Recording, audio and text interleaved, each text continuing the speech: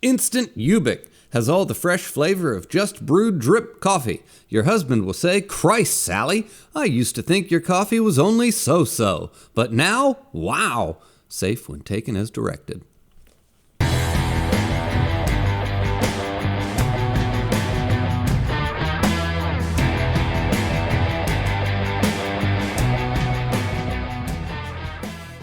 Okay, so Philip K. Dick, my second favorite author of all time, and Ubik is arguably my favorite book he's ever written. I would not say his best book, but my favorite. There's a big difference there. I might have to do 2 videos of this. This is going to be a spoiler review of Ubik and kind of like a why you should read. And I might have to do a full let's discuss later because, God, man, I love this book and it's just so good. But I'm going to attempt to do this spoiler free because I really want people to experience this book for themselves if you haven't already. And also, real quick, before the review, this is kind of a cheap excuse to just show off my books because I love books and I got some really awesome ones. First off, I read the mass market paperback. This is just the one I read because, that's what I had.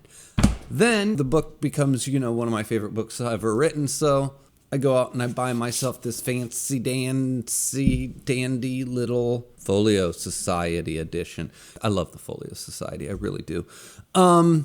Then I about died. I literally about fell over dead. Went out. I was out in the wild. And I actually found that. Legit. Like, no joke. I found that in the wild. Just kind of walking around a half-price book. I about died.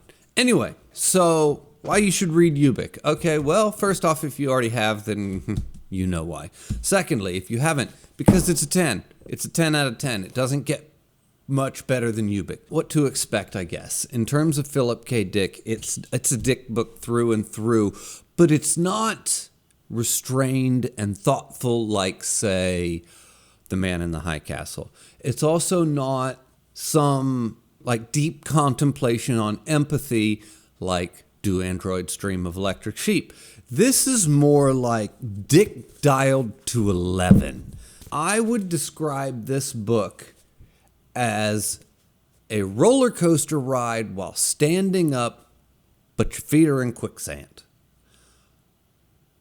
That sounds about right.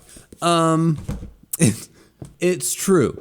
Okay, so I'm just going to give you a brief summary of the plot. Not a deep dive, not like I'm spoiling anything. If you haven't read the book, you're okay listening to this description. Honestly, I could break down the entire story beat for beat, start to finish, and it wouldn't ruin a bit of the experience that is reading this book. That it's one of those books. But anyway, so you're in this world, you have psychic terrorists, and you have a man who runs a company of counter-psychic terrorists. So he has a group of psychics, but they're the counter-terrorist unit for the psychic terrorists. But instead of being like a government program, it's like a corporate program. So he does this for cash and for money because, in Dick's futures, there's no such thing as benevolence. There is only greed and corruption, and corporate America rules all.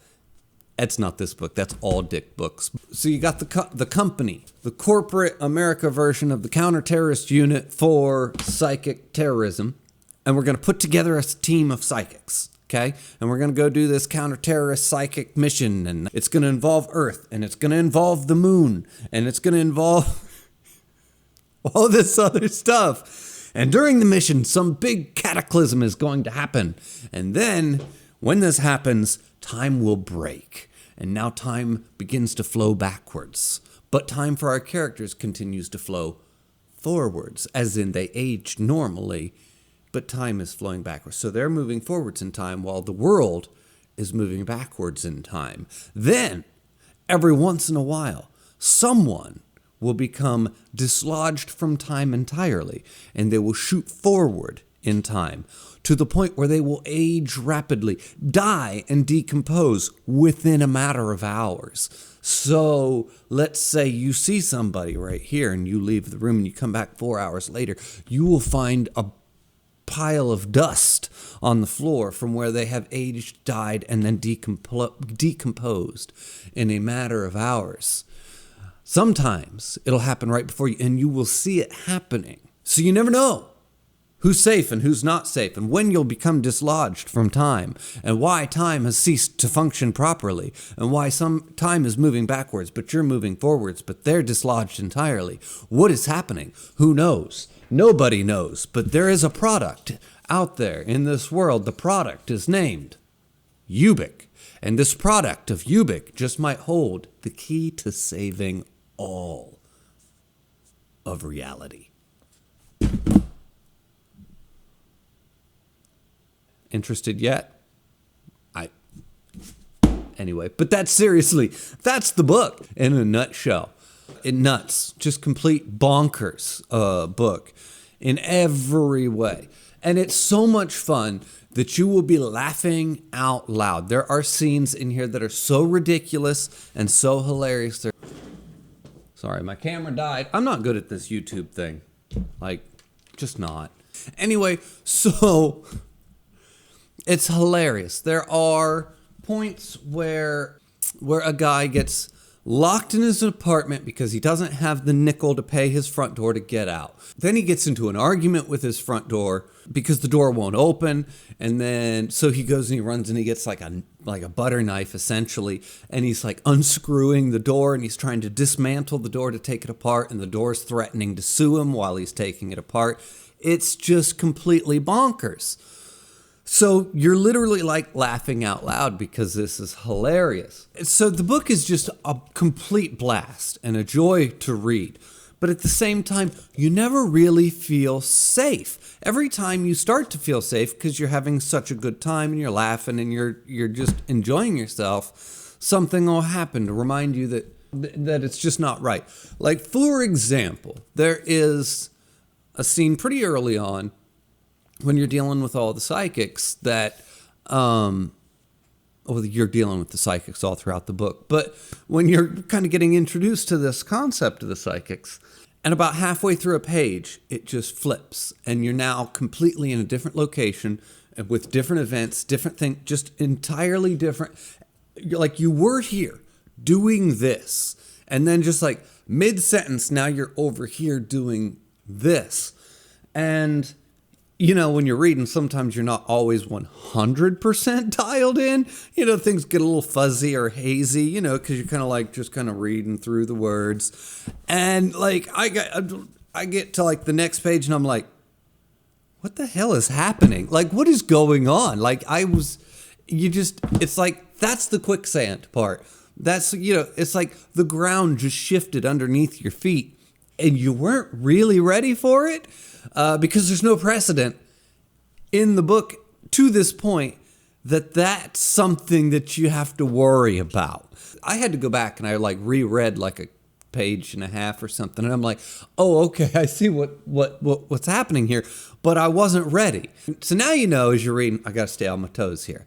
Then he'll set up a series of characters, and you're like, oh, okay, so these are gonna be the main characters, and then before the halfway point, he just kills somebody off, and it's not the one that you think should be killed off. There's a handful of these people that you could arguably say, well, that was the main character of the book, at least in the beginning, and then one of them dies, and you're like, oh.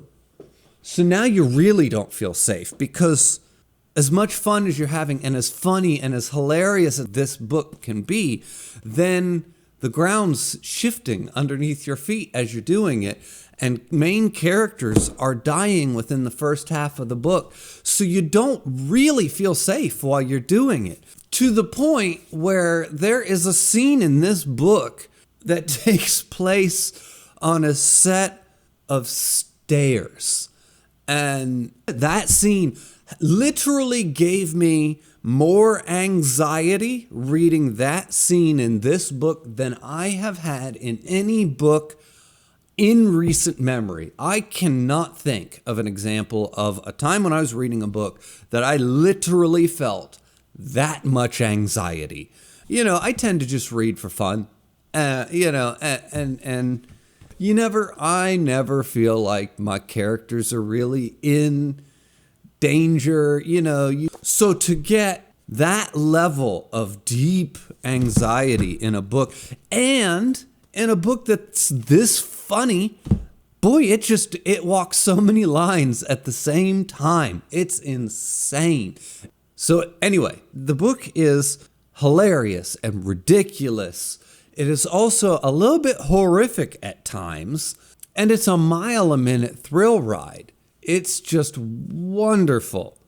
And if you haven't read this one, oh my God, please go pick it up. I would say this is as good a place as any to start reading Philip K. Dick. I guess I would probably recommend maybe Do Androids Dream of Electric Sheep. But you know what? This is as good a place as any. Just pick up some Philip K. Dick and get to work, because he's amazing. Anyway, thank you guys, and see you next time.